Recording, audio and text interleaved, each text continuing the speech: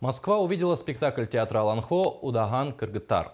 Театральное представление прошло в рамках конкурсной программы фестиваля «Золотая маска», где наш театр Аланхо впервые номинирован сразу в двух номинациях – «Лучший спектакль малой формы» и «Лучшая режиссерская работа».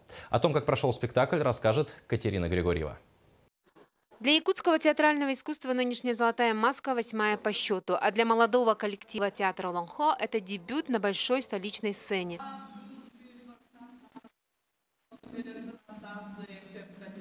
Языком таюка, песен, музыки, пластики и актерской игры актеры передали суть нашего знаменитого героического эпоса.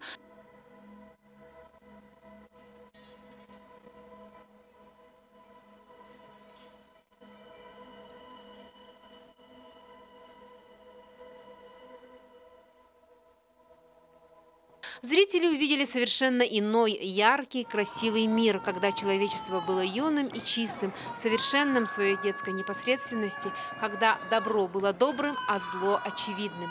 Работа потрясающая режиссерская, Степанида Борисова, да? Яркий очень спектакль, яркий. Вот.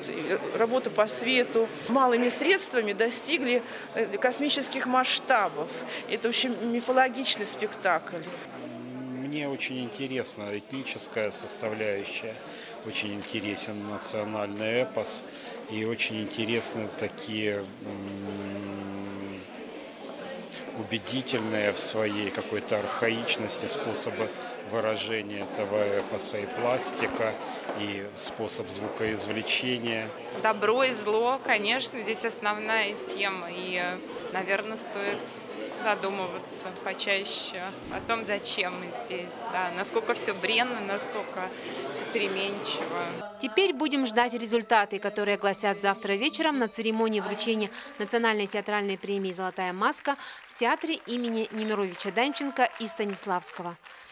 Катерина Григорьева, Александр Жуков. Специально для новостей из Москвы.